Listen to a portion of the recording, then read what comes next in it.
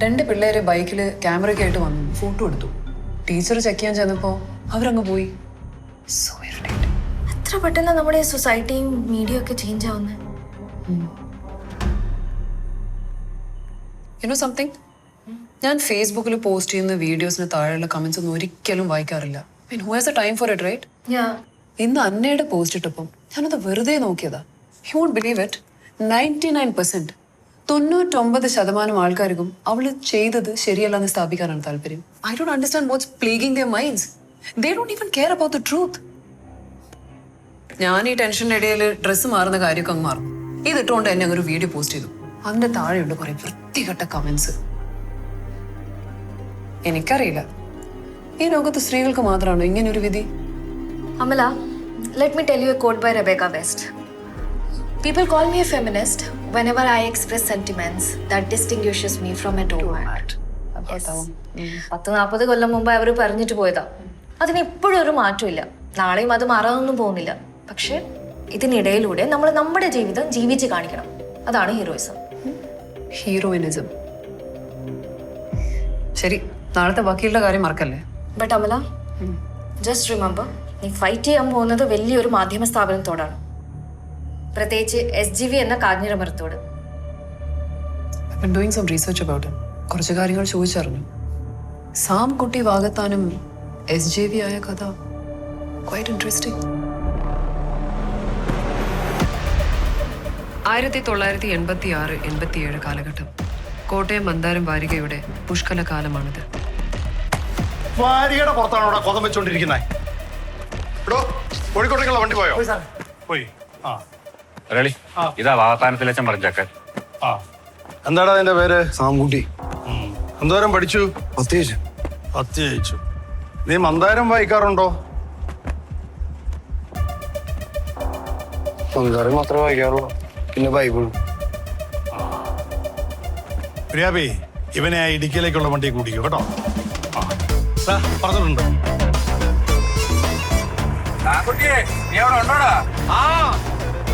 വെട്ടി പറഞ്ഞു ഇരിക്കടാ. ഇപ്പേലാണോ റോഡിലാണോ നിനക്കത് അറിയണ്ടായോ? അമ്മ കന്യാമണിതന്റെ നിർമ്മല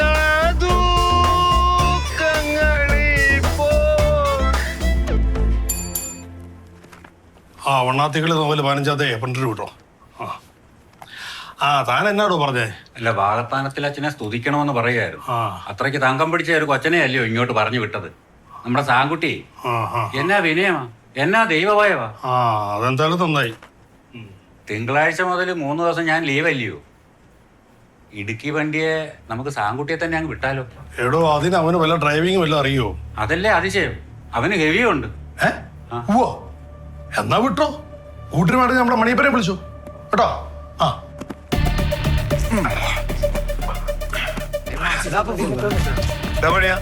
നീ തോൽപ്പിച്ചുകൊണ്ടെടുക്കാതെ പോയി വായിച്ചേ. വായിക്കേ, ഞാൻ എടുത്തു വെച്ചോളാം. അതൊക്കെ ഇതെനിക്ക് ഒരാൾക്ക് ഇയാളെ പണിയല്ലോ. മുരളി, എന്താടാ ഈ ഇടുക്കിയിലേക്ക് വീക്കിലി കൊണ്ടുപോകണ വണ്ടിക്ക് എന്തിനാ 2 മണിക്കാരെ? ഇത് ഇങ്ങനെ കൊണ്ടുപോയിക്കാനും വണ്ടി ഓടിക്കാനും ഒരാൾ മതി. വേണ്ട മുതലാളി, ഞാൻ വണ്ടി ഓടിക്കുകയും ഇത് കൊണ്ടുപോവുകയും ചെയ്യും.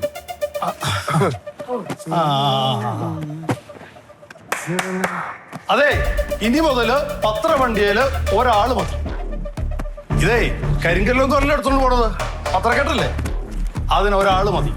പിന്നെ കിളിപ്പണിക്ക് വന്നവർക്ക് വേണമെങ്കിൽ പോയി കെട്ടിടം പണിയുന്നിടത്തേ കമ്പി വിളയ്ക്കാം. അല്ലെങ്കിലേ അല്ലാൻ പറ്റാത്തവർക്ക് വീട്ടിൽ പോവാം.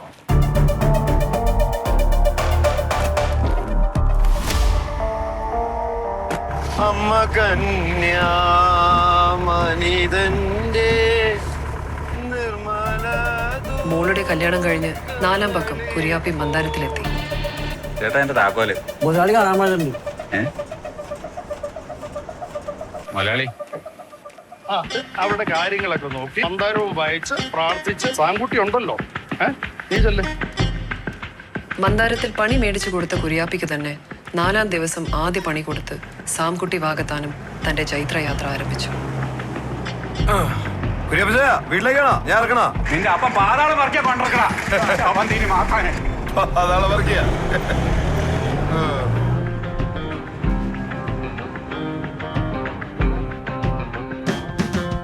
അതേ ചിരിയോടെ മന്ദാരത്തിന്റെ വീക്ക്ലി കെട്ടുമായി സാംകുട്ടി തന്റെ ഇടുക്കി യാത്ര തുടർന്നു.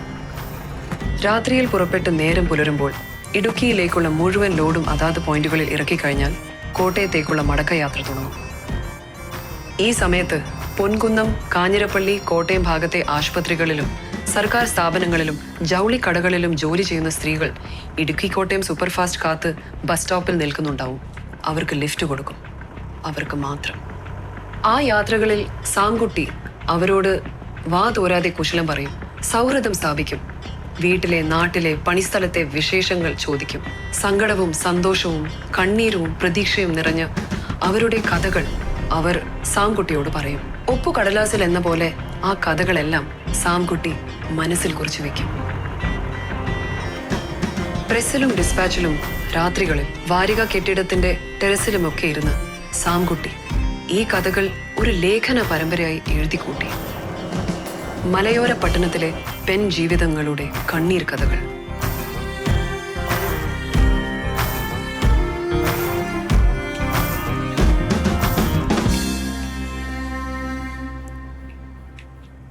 എടാ, ഇത് നീ തന്നെ എഴുതിയതാണോടാ? സത്യം പറ. സത്യമായിട്ട് സാറേ. ആ, നിന്റെ കയ്യിലേ ഇതിന്റെ എത്ര അധ്യായമുണ്ട്? 4-5 എഴുതിയിട്ടുള്ളൂ. എത്ര വേണമെങ്കിലും ഉണ്ടാക്കാം. ആ, നീ എത്ര വേണമെങ്കിലും ഉണ്ടാക്കിക്കോ.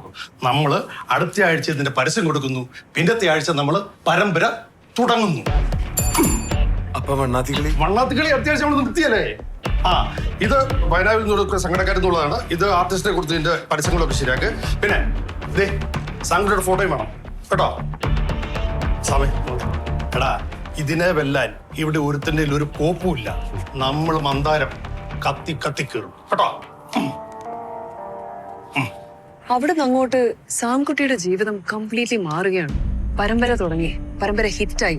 വെറും 6 ആഴ്ച കൊണ്ട് മന്ദാരം വീക്ക്ലിയുടെ സർക്യുലേഷൻ 10 ലക്ഷത്തിൽ 15 ലക്ഷത്തിലേക്ക്. ഒരു ഡ്രൈവറായ സാംകുട്ടി മന്ദാരം വീക്ക്ലിയുടെ ഇടുക്കി റിപ്പോർട്ടറായി മാറി. 1995 മന്ദാരം ദിനപത്രം ആരംഭിച്ചു. ദിനപത്രത്തിന്റെ ന്യൂസ് എഡിറ്ററായി സാമിനെ നിയമിച്ചു. മന്ദാരം പത്രത്തിന്റെ ഒരു വരവറിയാലോ. കണ്ണീർ പരമ്പരയ്ക്കും വാർത്തയ്ക്കും ഇടയിലുള്ള അതിർവരമ്പ് സാം ഇല്ലാതാക്കി. നേരെന്ത് നെറികേടെന്തെന്ന് അറിയാത്ത വിധം വാർത്തകളെ കുളിപ്പിച്ചെടുത്തു. മലയാളികൾ മന്ദാരം ആർത്തിയോടെ വായിച്ചു തുടങ്ങി. മന്ദാരം പത്രത്തിന്റെ സർക്യുലേഷൻ ലക്ഷങ്ങൾ കടന്നു, കോടികളിലേക്ക്. ന്യൂസ് എഡിറ്റർ ആയിരുന്ന സാംകുട്ടി ചീഫ് എഡിറ്ററായി മാറി.